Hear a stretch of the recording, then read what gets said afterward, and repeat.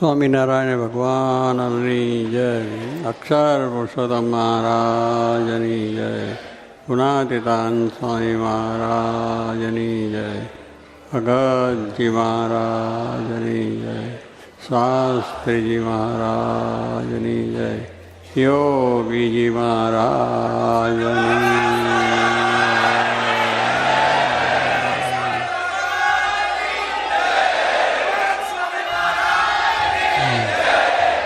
સર્વે સંત મંડળ હરિભક્ત મંડળની પણ બધાની જે બોલીએ ને કારણ કે આ બધા દાખલો બેઠીને આટલો બધો ભીડો બેઠીને સત્સંગ કરે છે એટલે એમને પણ ભગવાનને આપણે રાજી થાય તને મને તેમણે બધા સુખ્યા કરે અને અવિનાવી ભક્તિ આવો નવો ઉત્સાહ હોનું છે.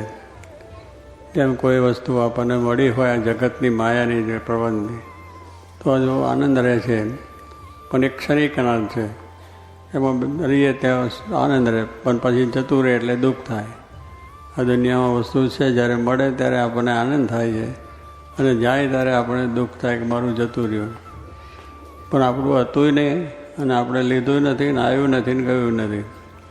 એટલે એ બધી નાશવંત વસ્તુ છે પણ ભગવાનને સંત એ આવતાય નથી જતા નથી, અખંડ આપણા હૃદયમાં રહે છે. આવી તમારી ભક્તિ જોઈને, આવો તમારો ભાવ જોઈને, કારણ કે એક એક નાના મોટા બધાએ ખૂબ ઉત્સાહ અને ઉમંગથી આજે 7 દિવસ સુધી લાભ લીધો છે. ભીડો પણ બેઠ્યો અને આવવાનું જવાનો પણ દાખલો થયો છે બધું. પણ હવે આપણે તો અનંત જન્મના ફેરા ટાળવાના છે. અનંત જન્મની અંદર આપણે લક્ષ ચોરાસીમાં ફર્યા છે અને એમાંથી બધા જે થાક લાગ્યો છે એ થાક ઉતારવા માટે આ ભગવાનનો આપણે આશરો છે. ભગવાનની કથા સાંભળવી. કથા એટલે એને અવરું કરો તો થાક લાગે ને, કથા અને પછી થાક થઈ જાય ને તો એક કથા આ જે થાક આપણને લાગ્યો છે તો કથા સાંભળવાથી થાક વયો જાય ને શાંતિ થઈ જાય.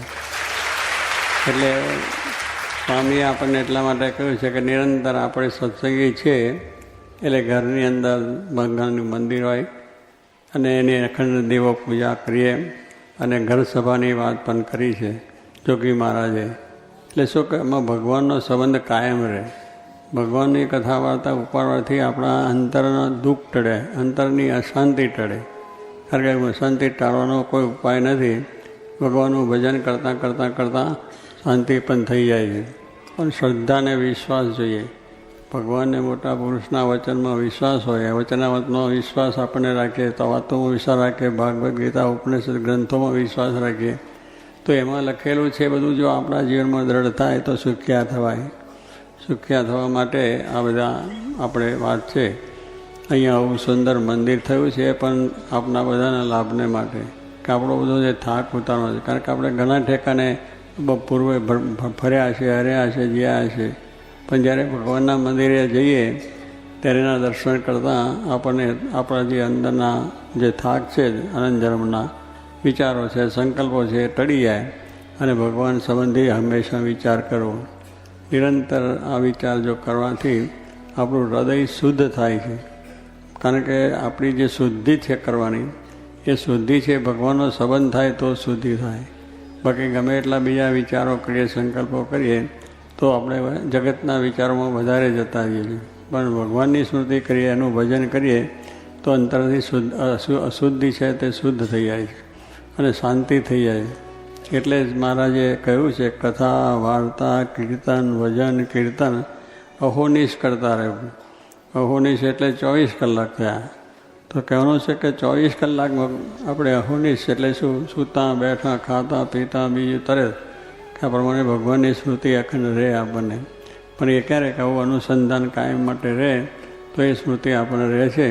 અને એવી સ્મૃતિ એવી જે આપણે બધાને આ સત્સંગ થયો છે અને આ લાભ જે થયો છે એ જીવમાં બેઠો છે તો આજે આ દૂર દૂરથી પણ દાખલો વેઠીને આવો છો. અહીંયા પણ બધા આવીને ભીડો વેઠીને પણ છે. પણ જે આજે આપણને 8 દિવસ સુધી સંતોની કથા વાર્તા મળી, વિવેક સાક્ષી ઘનશ્યામ બાપા છે, આચાર્ય મહારાજ છે, બધા સંતો છે, બધાએ ખૂબ આપણને લાભ આપ્યો છે. અને આવા દર્શન પર્સન મોટો જગન આપણે મહારાજ કહ્યું છે ને કે કે મોટો જગન શું કે મારા વર્તન જેતલપુરની અંદર આ મોટો યજ્ઞ કરવાનો હતો, પણ ત્યાં માણસો પછી ગામમાં માયા નહીં, એટલે મહારાજ પછી બહાર એક ખેતરને મોટો રોડ હતો એમાં ગયા અને ત્યાં જઈને પોતાનો યજ્ઞ ને એ બધું થયું. પછી બીજી વખત થયો તે સુબાએ પેલો દેશી હતો અમદાવાદનો, એટલે ભાઈ એને યજ્ઞ બધી તૈયારીથી ન થવા દીધો, એટલે હરિભક્તો બધા નારાજ થઈ ગયા, કાં તો યજ્ઞ થયો નહીં ને આપણે બધું આ કર્યું છે. પછી મહારાજે કહ્યું કે દર્શન પરસન મોટો જગન, તો આપણે યજ્ઞ જ છે, યજ્ઞ કરીને જે કરવાનું હતું એ ભગવાનના દર્શન થયા, એનો સ્પર્શ થયો, એને આપણા જીવમાં એ ભાવ થયો કે આપણો મોટો જગન છે, કાયમ જગન કરવાનો છે. આ જે ભગવાનની 5 માળા ફેરો એ જગન છે, તને વચનામત વાંચો એક જગન છે, દર્શન કરો એ સગન છે, પૂજા કરો એ બધું સગન છે. એટલે આપણે બીજા યજ્ઞો તો આપણે કરીએ છીએ, વિધિ વિધાન તો ચાલે આપણે છે, પણ આ એક છે જ, એ યજ્ઞ કાયમ જ થાય છે. આપણે ભગવાનની સ્મૃતિ જેટલી થાય એટલો કાયમ આપણે યજ્ઞ છે, એ આપણી અંતરની શુદ્ધિ છે. અંતસ્કરણની અંદર શુદ્ધિ થાય તો સ્વામી કહે જેને અંતર જેને જોઈને અંતર ટાઢું ઠરે એવું મળવું કહ્યું. તે ભગવાનને સંતને જોઈએ તો જ ટાઢું થાય, બાકી તો બધે ઉકાળો થાય. ઉકાળો એટલે શું? અશાંતિ થાય. બધું જોઈએ સાંભળીએ કરીએ તો એને એ બધું કરતાં આજે આપણે આટલા દાખલો વેઠીને 7 દિવસ સુધી જે કંઈ આપણે ભજન કર્યું, કીર્તન કર્યું, થોડો બીગડો પડ્યો છે, થોડી અગવડ પડી છે, બીજું કર્યું છે, પણ ઘણા જન્મો અગવડ સગવડમાં આપણે ફર્યા છે, પણ આટલો અગવડ સગવડ વેઠીશું આપણો છેલ્લો જન્મ, પછી આપણે કંઈ કરવાનું રહેતું નથી અને સર્વ પ્રકારે શિક્ષા થવાશે. માટે જે કંઈ 7 દિવસમાં લાભ લીધો છે એને કાંઈ સ્મૃતિ રાખજો. મહારાજ આપણી સાથે રહેશે, આપણા કાર્યમાં સાથે રહેશે. જ્યારે જ્યારે આપણે મુશ્કેલી આવે તો ભગવાનને યાદ કરજો અને મહારાજ આપનું કાર્ય કરશે અને સર્વ શાંતિ થશે. માટે બધા બળ રાખી અને આવો નવો ઉત્સાહ, આવો નવો પ્રેમ, આવી આવી ભક્તિ આપણા અખંડમાં રાખી અને સર્વ પ્રકારે સુખ્યા થાવ એ પ્રાર્થના. સહજાન સ્વામી મહારાજ.